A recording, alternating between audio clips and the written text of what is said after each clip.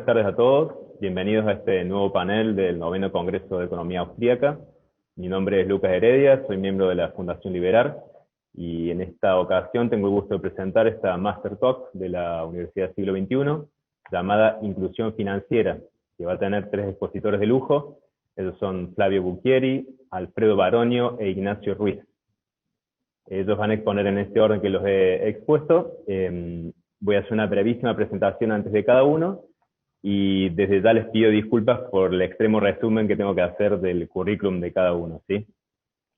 Entonces empezamos con Flavio Bucchieri. Él es doctor en Economía por UCEMA, es profesor de grado y posgrado en Argentina y el exterior, es investigador y consultor, director académico de varios programas de posgrado y ejecutivos, es evaluador de la CONEAU y fue consultor del Banco Mundial y del BID. Es becario en 2020 de la Harvard University y coautor de 10 libros y numerosos artículos de investigación. Su exposición es titulada Inclusión Financiera en América Latina, revisión de la situación actual. Flavio, te escuchamos. Bueno, muy buenas tardes a todos. Quiero agradecerle mi presencia en este evento. En particular a mi amigo y quien va a continuar la presentación, el doctor Alfredo Baronio, con quien, junto con Ignacio Ruiz, estamos trabajando en este momento en un proyecto de investigación en la Universidad Siglo XXI, referido precisamente a el tema de inclusión financiera y educación financiera, que va a ser lo que va a tratar al final Ignacio. Con Alfredo nos unen muchos años de relación, muchos años de actividad, muchos años de vinculación académica, profesional y personal. Así que gracias a Alfredo y a Verónica por permitirme mi presencia acá.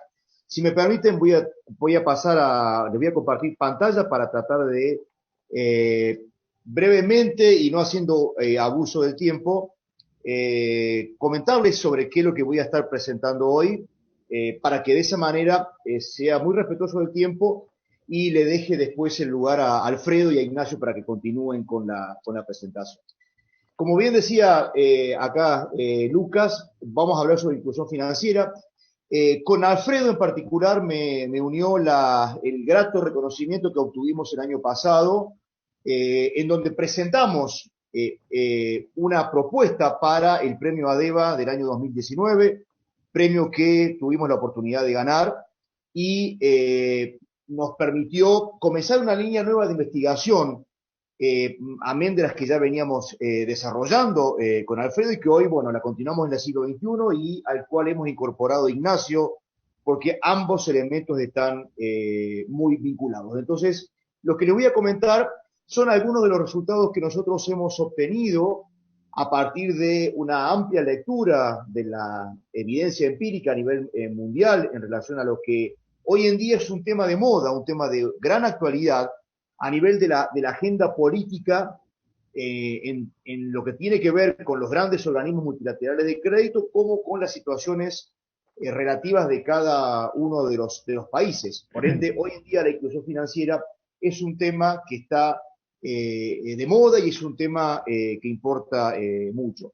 Alfredo, después en la segunda parte, les va a mostrar cómo está Argentina dentro de este paneo, luego de haber realizado un trabajo fantástico que nos permitió ganar el año pasado el premio ADEMA. Así que entre Alfredo y yo nos vamos a complementar mucho y al final Ignacio va a tratar uno de los pilares centrales que tienen que ver con cómo mejorar la inclusión financiera, y es precisamente el rol que tiene la educación. Con lo cual, muy sucintamente les voy a exponer una muy breve presentación que está basado en 3 ejes o en 3 tópicos. Por un lado, ¿qué es lo que es la inclusión financiera? ¿A quién interesa? Y cómo se mueve cada uno en ese juego. ¿Cuál es un poco la situación actual? No los voy a cansar con datos, les voy a mostrar algunos que son los más importantes, porque hoy en día hay una gran multiplicidad de resultados, en algunos casos complementarios, en otros un poco contradictorios, con lo cual les voy a mostrar un poco cómo está la situación de la inclusión financiera a nivel mundial y cómo está un poco Argentina en ello. Por supuesto que Alfredo va a profundizar el análisis en su exposición, con lo cual solamente me voy a exponer o me voy a limitar a responder a grandes rasgos el contexto mundial y la ubicación de Argentina en ese escenario. Y al final, Flavio, vamos a hablar un poco, sí, Flavio, si Lucas, podés, perdón, perdón, te interrumpes, si podés poner la presentación en pantalla completa para que se vea mejor. perfecto, ningún problema. Gracias. Todo a pedido del cliente, así que no hay ningún problema. Muchas gracias, Lucas, por la... A veces uno se olvida, las plataformas tienen diferentes Sí, sí, modos de sí. presentación, así que te agradezco, Lucas, que me hayas No, por interrumpido nada. para brindar una mejor exposición. Al final, en el último eje, vamos a un poco cerrar la presentación con por qué los niveles de inclusión en nuestros países son bajos en relación a los países desarrollados y por ende los desafíos que hay que superar. Este Congreso ha tenido enormes expositores que han hablado sobre la situación macroeconómica en Argentina y en el mundo, y eso obviamente que, como se imaginarán, tiene un correlato importante en qué es lo que está pasando en Argentina. Así que vamos a comenzar con la presentación. ¿Qué es lo que es inclusión financiera? Lisa y llanamente o sencillamente se trata de que, por un lado, segmentos que no están bancarizados se incorporen al sistema financiero y a su vez segmentos que ya están bancarizados tengan acceso a mejores, más amplios, más profundos y servicios financieros de mayor calidad. Con lo cual, eso tiene una connotación en donde acá hay un montón de actores que están interesados en que esto aconseje.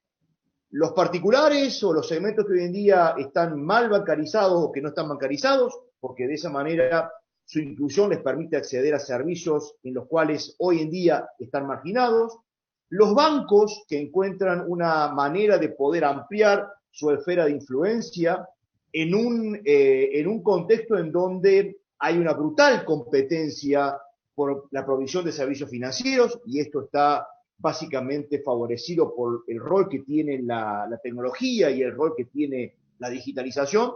Y en último lugar aparecen, no en el menos importante, sino al contrario, un lugar de destacado posicionamiento, el rol del Estado para tratar de que la llegada de la bancarización a segmentos hoy excluidos o a segmentos que hoy en día tienen baja cobertura redunde en un mayor bienestar para la sociedad.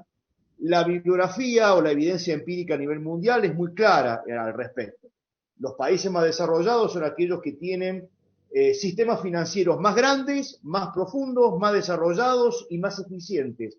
Con lo cual, trabajar por la bancarización también es un elemento que ayuda al desarrollo de las economías, mejora la performance macroeconómica de los países, reduce las inequidades y ese combo permite aumentar la tasa de crecimiento y por ende mejorar a su vez la distribución del ingreso. Entonces, es un tema que, si bien es reciente, es un tema que permite hacer confluencia en un montón de elementos. Por ende, es un tema que está requiriendo la atención por esta multidisciplinaridad de causas, actores involucrados y objetivos a tratar de alcanzarse. La inclusión financiera está aumentando, esto es un hecho clave y el factor fundamental es el rol de la tecnología. Aproximadamente el 69% de los adultos a nivel mundial están bancarizados o cuentan con una llave de ingreso al sistema financiero. Esto ha ido creciendo, pero en ese ranking se observa que los países desarrollados tienen una mayor participación, aproximadamente el 94% de los adultos están bancarizados, mientras que los países emergentes ese porcentaje es mucho más bajo. En ese contexto hay un amplio espacio todavía para poder bancarizar a los que no están bancarizados. Y en ese contexto hay cerca de 1.700 millones que son los potenciales clientes, los potenciales usuarios a ser incorporados en una clara señal de mejorar el acceso, mejorar el alcance del sistema y hacerlo mucho más eficiente. A nivel mundial es lo que vemos acá. Los países o las zonas más oscuras son aquellas que tienen un mayor nivel de bancarización y las más claras son los que están un poco más rezagados. Argentina y América Latina están en una posición intermedia y ustedes ven ahí básicamente de que los grandes problemas están en algunos países del sudeste asiático, menores, y básicamente en el continente africano. Por lo cual este es un poco, junto con mejorar la presencia en los países que tienen un nivel de bancarización medio, tratar de acentuar el acceso de la población al sistema financiero. Argentina está, como recién les comentábamos, a nivel medio. África está muy atrasada, hay algunos segmentos del sudeste asiático que son o que van en línea con lo que pasa con América Latina, y bueno, el resto ya es lo que uno prevé. Los países de la OCDE son los que están con un alto nivel de bancarización, y dentro de ese contexto Europa y Asia Central ocupan un lugar complementario. Pero por aquí pasa el horizonte a partir del cual se debe trabajar para aumentar la inclusión financiera. En América Latina, Argentina está por debajo de ese promedio del 64% que hablábamos.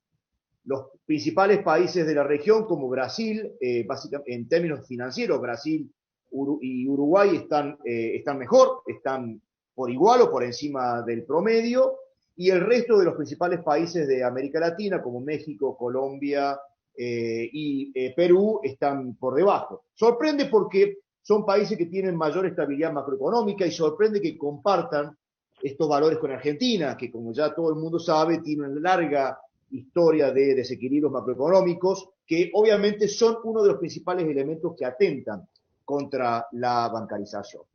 A nivel de América Latina, las personas que tienen home banking, una aplicación, monedero, una billetera electrónica o una cuenta vía el teléfono, ha ido creciendo, pero obviamente que los resultados también son muy dispares. Chile es el país más avanzado de la región, y como verán, Argentina está tremendamente rezagado. Por lo cual, a nivel también de Argentina, hay un gran espacio para poder trabajar en la inclusión de los pobres y en los segmentos de menores ingresos hacia una mayor bancarización y por ende hacia el acceso a mejores servicios financieros.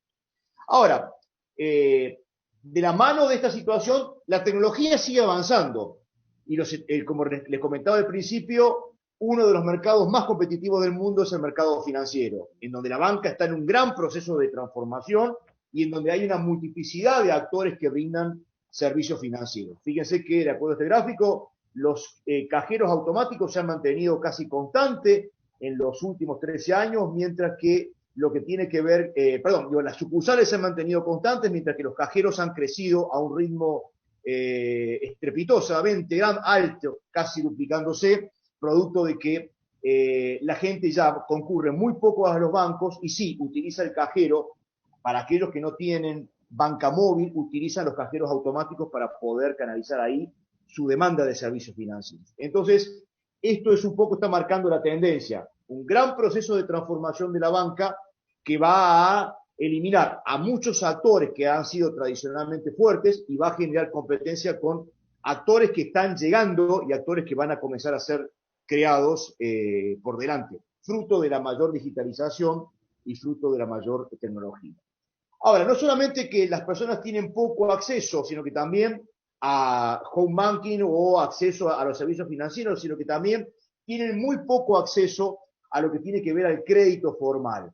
Si bien a nivel mundial los países desarrollados tienen casi un 20% de la población que accede a algún financiamiento provisto por el sistema, América Latina está un poco en el medio, con lo cual hay trabajo para hacer en América Latina.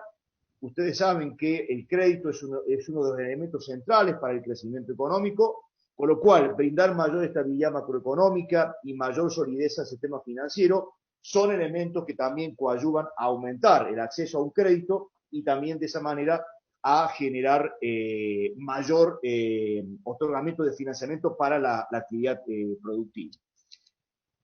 Esa situación también lo vemos a nivel de los principales países de la región. De vuelta, Uruguay y Brasil son los países que superan el promedio de América Latina.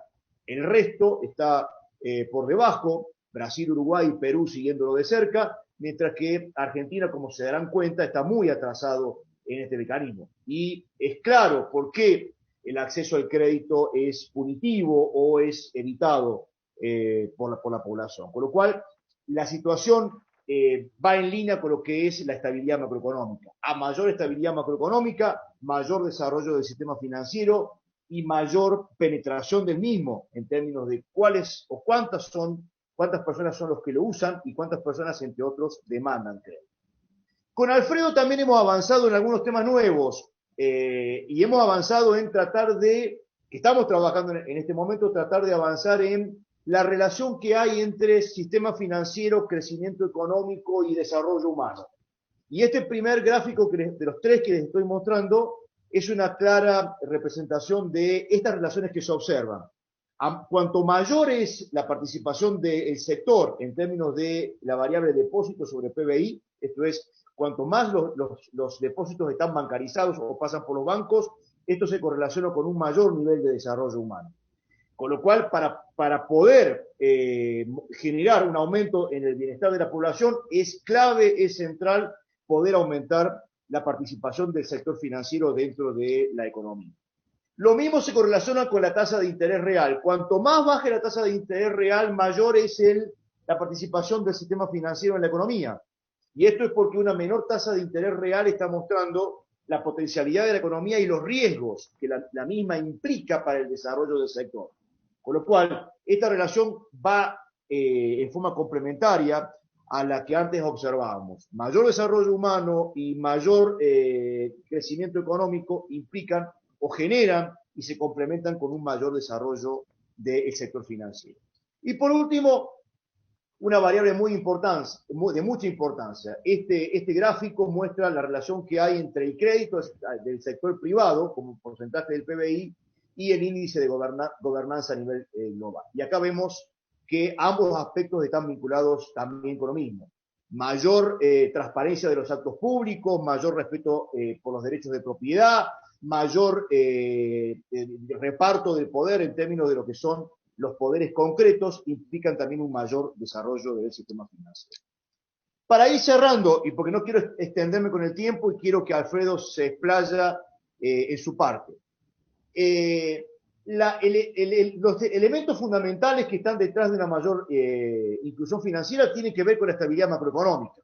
En este Congreso ha habido grandes exponentes que describen la situación caótica que vive Argentina, y va a cerrar Javier Milei con una visión que uno ya conoce. La persistencia de los desequilibrios macroeconómicos es un factor clave que explica no solamente el grado de informalidad que tiene una economía como la de Argentina, que llega a cerca del 40-45%, sino que también explica por qué la gente no quiere ser bancarizada. Y esto es porque la tecnología y la interconexión entre todos los actores económicos, en donde entra el Estado, con la ANSES, la AFIP y los bancos, hacen de que una mayor exposición a los bancos genera mayor riesgo de ser atrapados por la enorme carga tributaria que tiene el país. Por ende, el bajo nivel de bancarización en Argentina está vinculado con el nivel de informalidad y con la persistencia de los desequilibrios macroeconómicos. Hay también fallas que están vinculados con cómo la población accede a los bancos. Estar fuera de la economía formal hace de que uno sea un fantasma, no exista, y por ende no pueda ser acreditable, no pueda ser calificable para poder ser parte del sistema financiero. Por ende, un trabajo que tienda a mejorar el contexto macroeconómico y político del país y, por otro lado, eliminar las trabas o los costos de transacción que hacen que sea muy difícil estar en blanco por la presión tributaria que eso implica, son factores que están atentando en contra. Por supuesto que hay elementos que van a jugar muy a favor. Cualquiera hoy en día tiene un teléfono en la mano y puede con ese teléfono moverse en todas las dimensiones que quiera. Por lo cual, la bancarización, de hecho o de prepo, producto del cambio tecnológico, están a la vuelta de la esquina. Lo que sí es importante acá el rol de los bancos, que encuentran no solamente a la inclusión financiera como un factor de legitimización social, sino que también encuentran como un factor que permite aumentar los nichos de mercado. He ido un poco rápido para dejarle tiempos a mis compañeros. Les envío un gran saludo a todos ustedes y bueno, estoy dispuesto después para responder las preguntas que ustedes quieran. Muchas gracias. Bien, muchas gracias, Flavio. Eso quería aclarar, las exposiciones van continuadas y las preguntas las haremos al final, así que la gente si quiere ir preguntando en el chat puede hacerlo y las hacemos al final.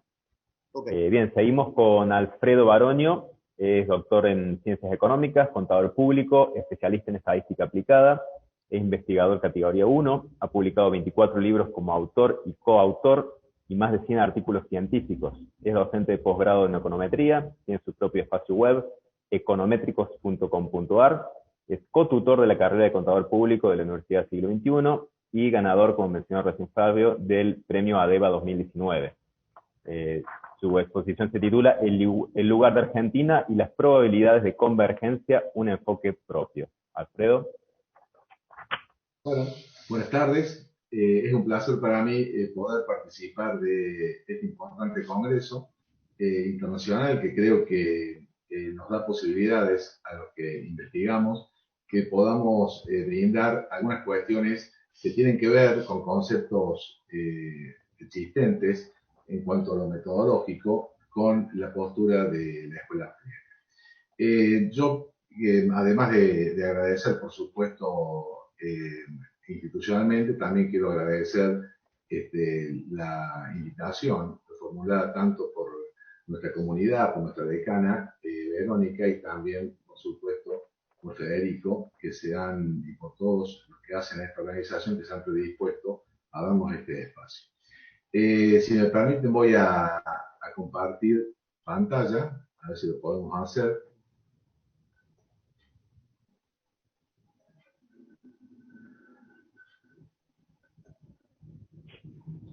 Yo no sé si ahí ya se está viendo. Sí, Alfredo, se ve, sí.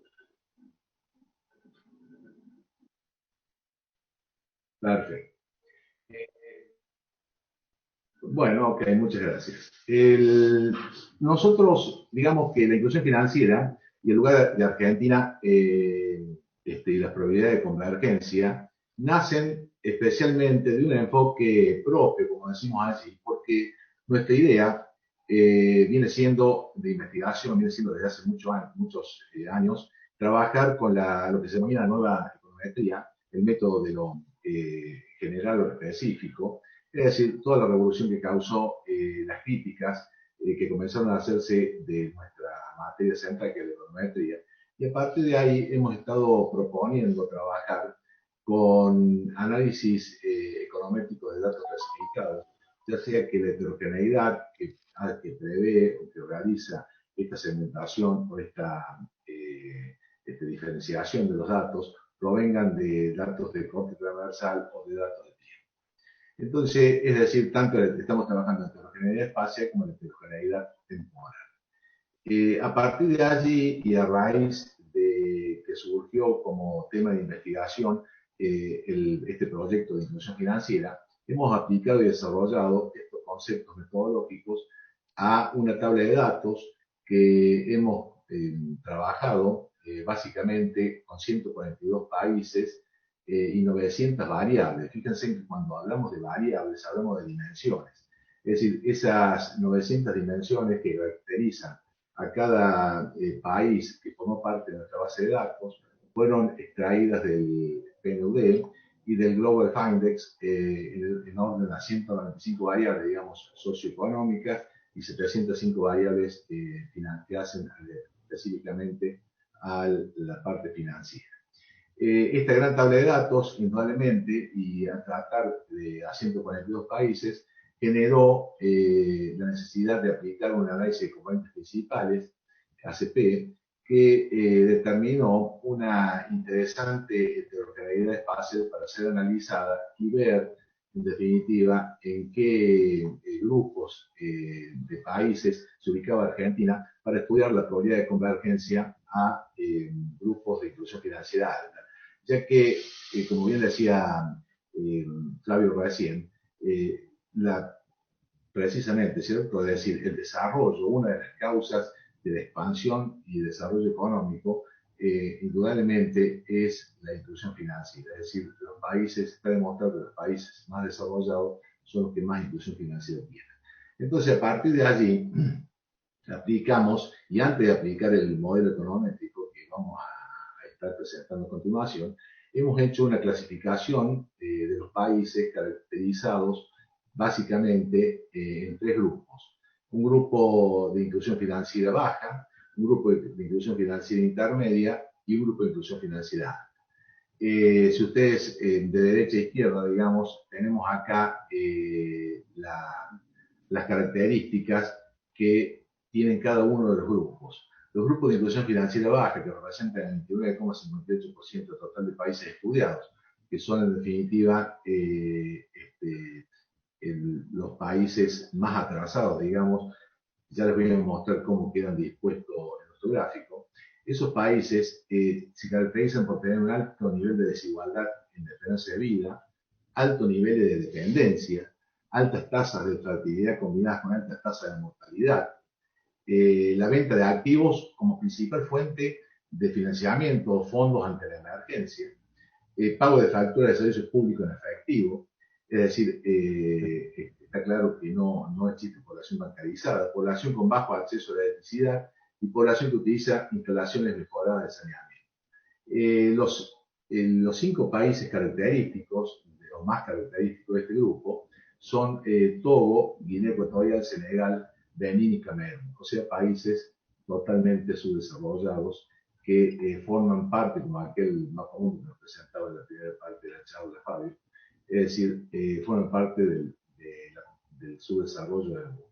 Mientras que Argentina está en el grupo de inclusión financiera intermedia, que es un grupo el más grande de los tres, corresponde al 45,78% de los países estudiados, los 142 países que mencionaba al comienzo.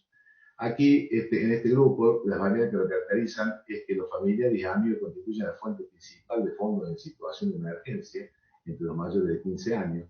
Las mujeres y los adultos mayores tienen bajo nivel educativo. El 40% de la población en promedio es pobre y de áreas rurales. Predomina el pago de facturas de servicios públicos en efectivo y se posee una cuenta bancaria abierta fundamentalmente para recibir pagos gubernamentales. Acá estamos hablando de algunas características. Argentina no es central, no es figura central de este grupo, pero sí ocupa el lugar 17, encabezado este grupo por Tayikistán, Tunisia, Kazajistán y algunos países como México y Uruguay y Brasil, que incluye este grupo. Pero acá lo que fundamentalmente les quiero decir o mostrar es de que hay la característica esta que el 40% de la población en promedio es pobre y de áreas rurales, sumada a la característica de que las mujeres y los adultos mayores tienen bajo nivel educativo. Nosotros, lamentablemente, en los últimos años hemos sufrido una baja en el nivel educativo, sobre todo en el nivel secundario, ¿no? Eso implica multiplicación de la pobreza. Y el grupo de inclusión financiera alta, que representa el 24,65%, y que está caracterizado por países como Austria, Francia, Alemania, Bélgica, República y Corea, son los principales países de este grupo, pero también están el resto de los países de la ONU, como mencionaba Fabio recién. Y fíjense de que en este análisis de heterogeneidad espacial y clasificación de los individuos, que son los países en este caso, los países que forman los grupos tienen países, digamos, más característicos del grupo, que son los que menciono en esta transparencia. Indudablemente está formado por una cantidad importante de países, que son 35 países, entre los cuales se destacan Austria, Francia, Alemania, Bélgica, República de Corea, como les decía, que son los que más cerca del baricentro, o sea, de la media de las características que estudiamos a partir del análisis factorial, están representando o están cerca de estos países. Bueno, acá el uso de Internet para pagar o comprar algo en línea de la población en edad laboral y en adultos mayores, tanto en las zonas urbanas como en las zonas rurales, realmente tienen una alta participación, o sea, alcanzan valores importantes, al igual que el uso de una cuenta de inclusión financiera para el pago de facturas de servicios públicos. Imagínense que acá estamos hablando de cuestiones que alguna parte de la sociedad argentina está acostumbrado a hacerlo, estamos acostumbrados a operar con este tipo de inclusión financiera, pero la mayoría no lo logra y por eso vamos a ver la distancia que tiene Argentina respecto de los países del grupo 3.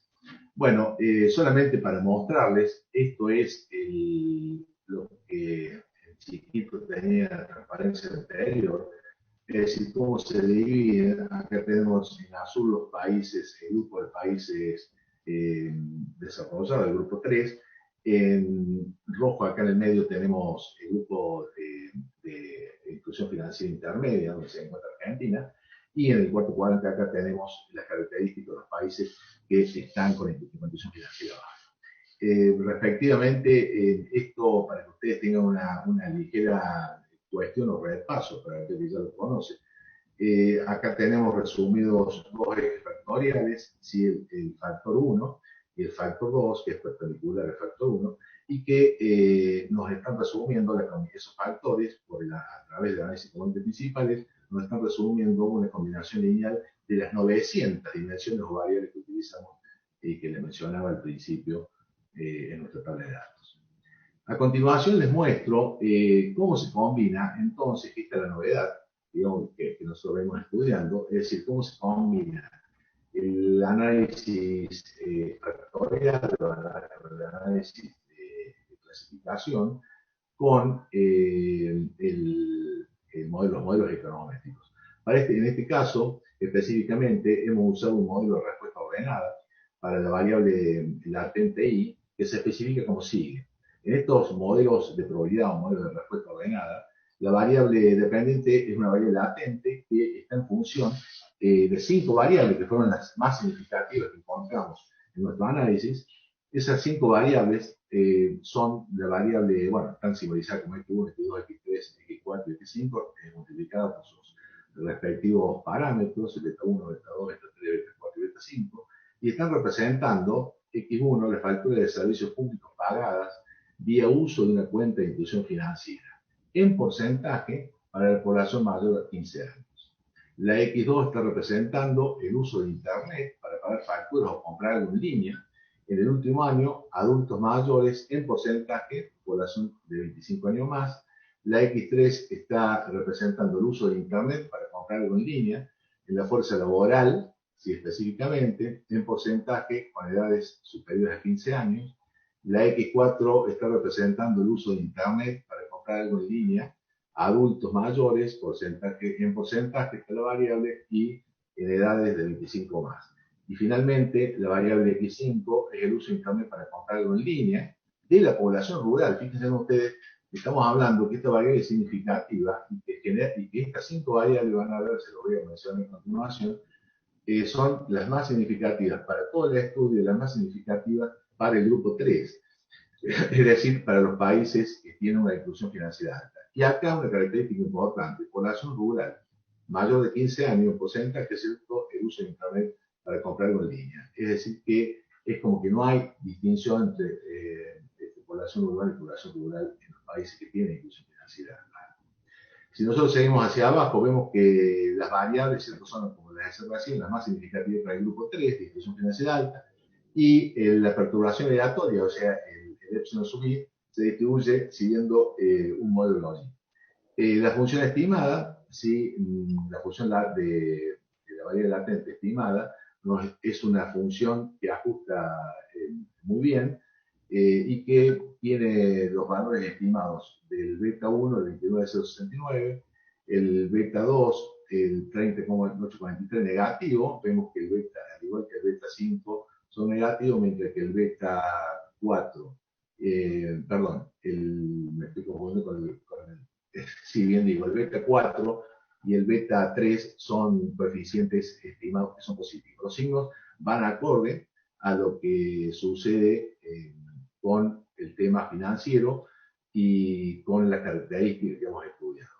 Si nosotros, siguiendo la línea de flecha, nos vamos para arriba ahora, si ustedes me siguen así, vemos de que acá en un color azul tenemos que, considerando los niveles alcanzados por Argentina, ¿cierto?, en cada una de las variables que he mencionado, en las 5 variables que he mencionado anteriormente, consideramos los niveles que alcanza Argentina, es decir, el 8,01% en la variable X1, el 18,54% en la X2, y así sucesivamente. El valor de la variable latente es 6,8511. Pero ¿para qué es importante todo este cálculo? Que no deja de ser solamente, sin ofender a mis colegas econometristas, digamos, lo que usamos la econometría, generalmente para hacer investigación, la usamos como digamos, un instrumento, ¿sí?, que nos permite arribar a conclusiones. En este caso, es partiendo de algo muy general, ¿sí?, a algo más específico. Lo que queríamos nosotros era determinar la probabilidad de que Argentina formara parte de cada uno de los grupos. Y fíjense que lo hemos logrado acá abajo cuando decimos que la probabilidad de convergencia de Argentina en cada uno de los grupos, que está definido por esta función que está acá, bueno, es en rojo, es de 0,9873, es decir, es una altísima probabilidad de que Argentina forme parte del grupo 2, como el análisis factorial de componentes nos estaba diciendo, y tiene una baja probabilidad de pertenecer al grupo 3, que lo que sorprende acá es que la probabilidad de pertenecer al grupo 3 es prácticamente cero, miren, mientras que la probabilidad de pertenecer al grupo 1 es un poco mayor. O sea que tenemos posibilidades todavía de seguir descendiendo, aunque la probabilidad es bastante baja y está bastante consolidada en el grupo 2. La convergencia de Argentina. Ahora bien, además de eso, ustedes acá abajo ven lo que es una tasa de cambio respecto a las probabilidades en combinación entre la probabilidad de pertenecer a un grupo, P sub I, la de no pertenecer, 1 menos P sub I, multiplicado por cada uno de los coeficientes estimados. Por supuesto que esto es una cuestión muy técnica, pero nos está dando la tasa de la posibilidad de cambio. Esto lo hemos aplicado más adelante para determinar, digamos, la probabilidad de convergencia de la Argentina, ¿sí? En el caso de que incrementen los valores de alguna variable. Pero para eso les voy a mostrar cuál es la situación de Argentina respecto de las variables que caracterizan al grupo 3 y fíjense, ¿sí? La curiosidad que nos marca esto es de que las facturas, si consideramos la variable de facturas de servicios públicos para uso de una cuenta de institución financiera, en porcentaje con edades de 15 años más, vemos que el grupo 3, el porcentaje que tiene de esa población es el 59,90, ¿sí? El grupo de institución financiera alta. Mientras que Argentina, veíamos recién incluso en el modelo estimado, es del 8%. Por lo tanto, fíjense en que Argentina sobre el grupo 3 es 0,34, realmente bajísimo. En cada una de las variables que caracterizan a nuestro modelo de respuesta ordenada, vemos de que, salvo acá el uso de Internet para comprar algo en línea en la bolsa laboral, en porcentaje de 15 o más, que alcanza el 28,1, son todos valores menores que ese valor del 28,1, están en el orden del promedio del 20%. Esto se ha comparado entre los valores de Argentina, que surgen del estudio, comparado con los valores promedio, ¿sí? De los países que conforman el grupo.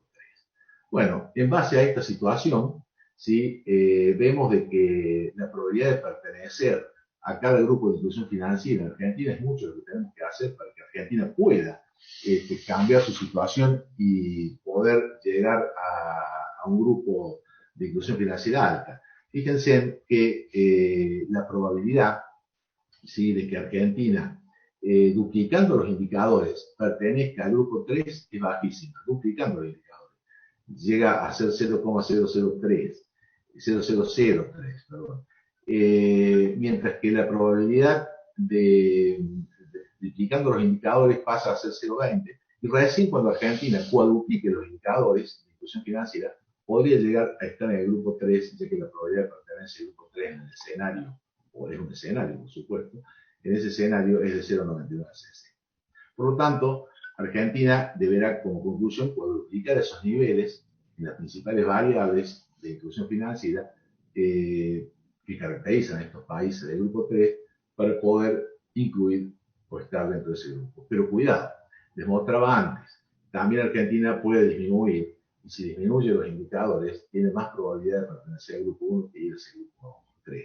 O sea, en este aspecto tenemos que pensar entonces en los pilares de acceso, uso y calidad, que seguidamente lo va a tratar y lo va a brindar un bosquejo Ignacio sobre este tema, sobre todo la educación financiera que está dentro del pilar de calidad. Es decir, con acceso, uso y calidad, podríamos estar trabajando para poder acceder al escenario 1, después el 2 y después el 3 progresivamente, y no o disminuir la probabilidad de pertenecer al escenario o al grupo de institución financiera baja. Bueno, como ustedes ven entonces, lo que se trata acá es de aplicar una metodología, ¿sí? De lo general o específico a partir de la nueva econometría, y lo que nos brinda esta forma de trabajar es estudiar las heterogeneidades, generar clústeres o clases, y a partir de allí poder caracterizar a partir de modelos, no solamente de modelos de probabilidad, como en este caso, sino también modelos lineales que nos permiten ¿sí? Caracterizar grupos de acuerdo a los diferentes análisis que se pueden hacer aplicando las características de lo que es el análisis de componentes principales o algún otro tipo de análisis, porque también se puede trabajar con análisis de correspondencias múltiples que trabajan con variables cualitativas. Bueno, esto es todo lo que les quería comentar y decir. Espero que esto sea un tema, una base como para seguir trabajando en función de estos primeros pasos que hemos dado y que creemos que es de utilidad, sobre todo en un tema que hace al desarrollo, que es el tema de inclusión financiera. Bueno, muchas gracias a todos, por supuesto, los que han prestado atención a esta charla y a los organizadores en particular. Bien, muchas gracias, Alfredo. Seguimos entonces con Ignacio Ruiz. Él es contador público por la Universidad Católica de Córdoba, magíster en Administración de Empresas por la EAE Business School de Barcelona. Es docente e investigador de la Universidad Siglo XXI. Se desempeñó en distintas áreas de empresas como Jumbo y AGD, y es candidato doctorando en Ciencias Económicas por la Universidad Nacional de Córdoba, dirigida justamente por el doctor Alfredo Baroño. La exposición se titula Educación Financiera en Argentina. Adelante, Ignacio. Bueno, buenas tardes a todos. Muchas gracias. En primer lugar, escuchaba el currículum y se nota claramente, ¿no?, que estoy entre dos gigantes. Así que bueno, primero agradecerles a ellos que me permitieron participar en este panel, al igual que a la decana de Administración y Management de la Universidad Siglo XXI, a la magíster Verónica Oloco, a la universidad, obviamente, y a sus autoridades y a todos los organizadores de este tan magnífico y convocante evento. Voy a compartir, ¿sí? A ver. ¿Ahí se ve ya? Sí, ¿no? Sí. Bien, buenísimo. Antes de comenzar, a ver, ahí está. Permítanme contarles un poco acerca de la ENIF, ¿no?, de la Estrategia Nacional de Inclusión Financiera. Esta estrategia nació en el 2017, si bien tiene otros antecedentes, nació en el 2017 en el marco del Ministerio de Finanzas de aquel momento, que lo conducía Luis Caputo. Se crea, ¿no?, el Consejo de Coordinación de Inclusión Financiera. Al año siguiente recién se institucionaliza por ley, por la 27.440, y recién un año después tenemos el primer documento de la Estrategia Nacional de Inclusión Financiera, ¿no? Pasó poquito tiempo, vinieron las elecciones, y recién en agosto del 2020 se modificó, ¿no?, este consejo, esta coordinación quedó dentro de la Secretaría de Finanzas en el Ministerio de Economía, y recién este mes se ha designado al vicepresidente y al secretario ejecutivo de ese consejo, ¿no? Así que bueno, nos queda que decir que tenemos mucho camino por delante. Alfredo recién hablaba de los diferentes pilares que tiene esta estrategia nacional de inclusión financiera, ¿no? Ellos son el acceso, el uso y la calidad. Yo me voy a centrar más que todo en la calidad, pero no podía introducirme en ella sin hablar de los otros antes.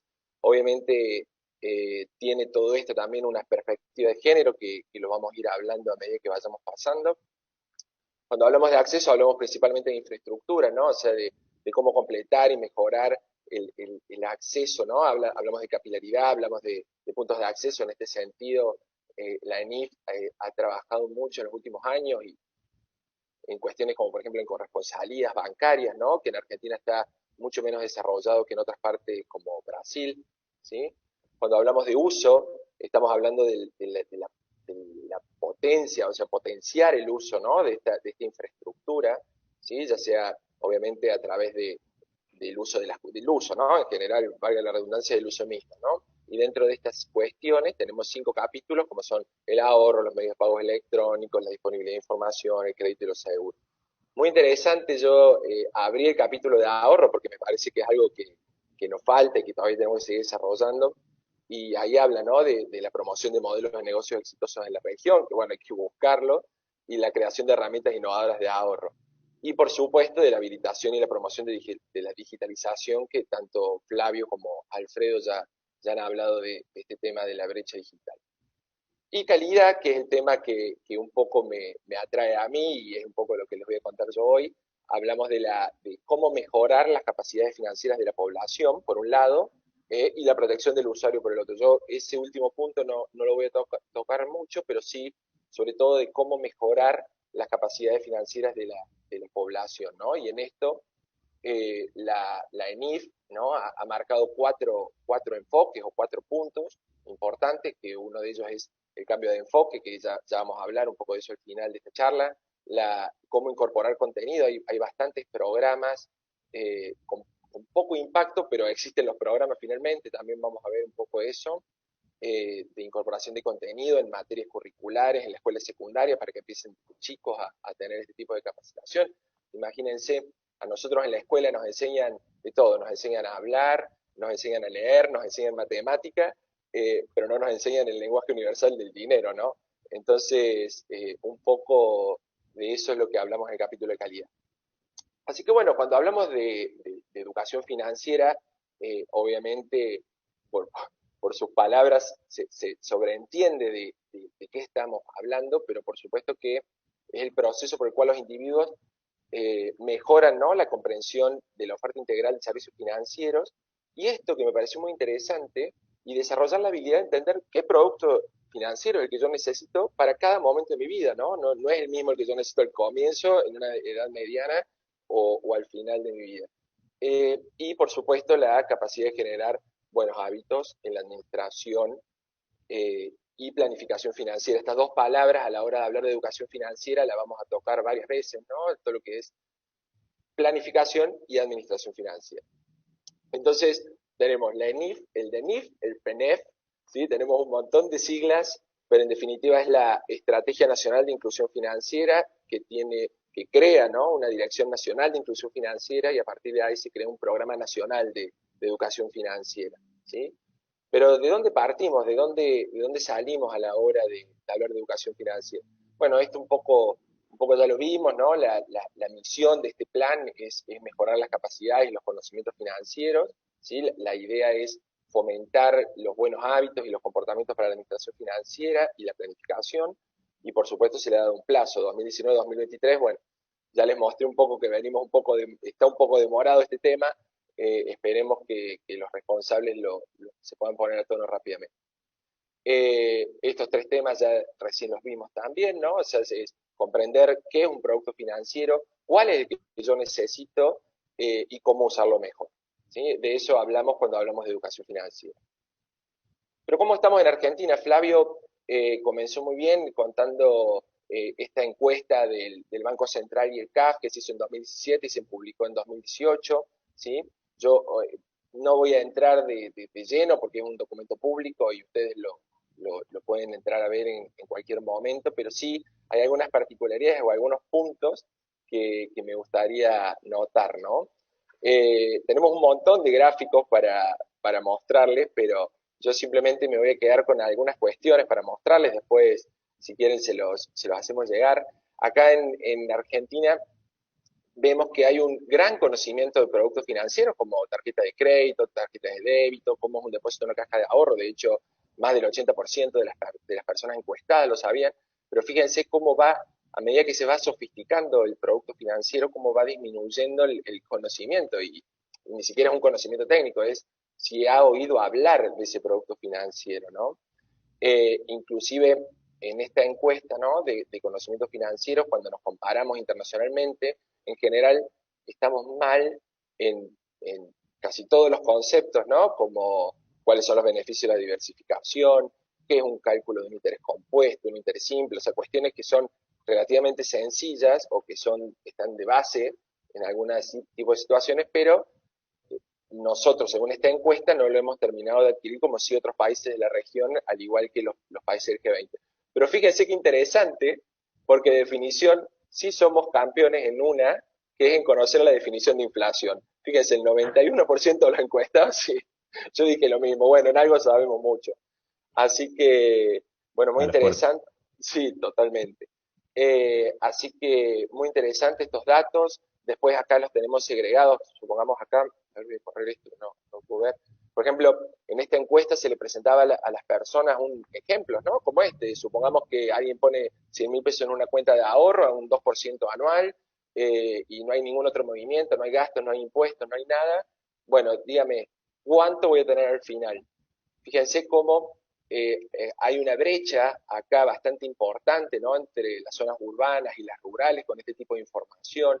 Fíjense cómo hay una brecha entre hombres y mujeres acá también a trabajar, ¿no? Y, por supuesto, ¿no? A medida que vamos disminuyendo por los diferentes niveles socioeconómicos, cómo va bajando la capacidad de contestar esta pregunta y cómo va aumentando a medida que vamos incrementando la capacidad de educación, ¿no?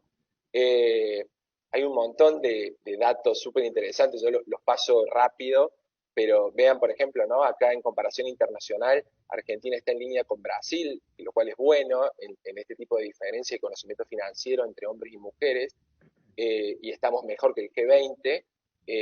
Bueno, ya ganamos en inflación, también ganamos en esto, venimos ganando en algunos partidos. Eh, Muy interesante. También, a ver, acá, por ejemplo, miren esta información, qué bárbaro, ¿no? Porque yo cuando lo vi no lo podía creer.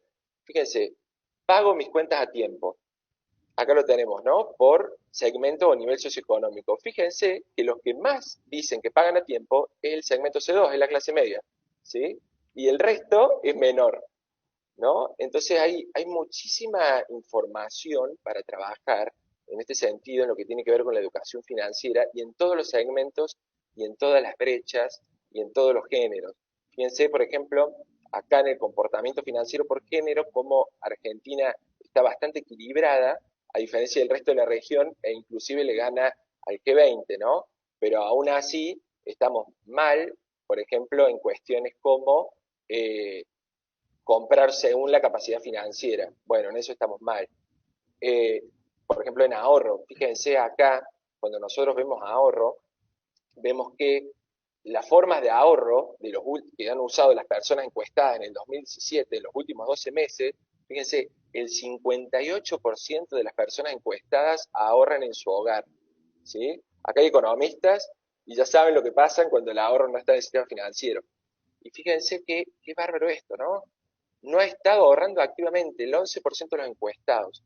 Eso es tremendamente alarmante y tremendamente duro. Y a medida que eso lo vamos segregando por género, nos empieza a dar alguna otra información. Si lo segregamos por índice de educación, nos da más información, ¿sí? Entonces, hay una brecha acá bastante importante para trabajar. Finalmente, bueno, acá la tenemos a la misma información del ahorro separada por hombres y mujeres. Fíjense, la mujer ahorra más en la casa que el hombre en general.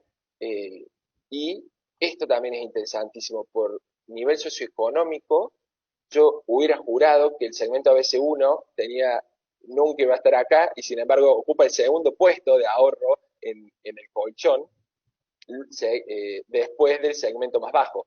¿Sí? O sea que primero está el segmento más bajo y luego está el segmento más alto, lo cual es increíble. Y a medida que se va sofisticando, fíjense, la clase media siempre apostando a la formalidad, siempre apostando al sistema formal, al sistema bancario, y a medida que se va sofisticando, ¿sí? Por ejemplo, acá vemos ahorra en círculos, el segmento medio, medio bajo, el que ahorra en círculos, los círculos de ahorro que ustedes ya los conocen, y es solo el segmento ABC1 el que más está dentro de los productos de inversión financieros distintos a fondos de pensión, ¿no?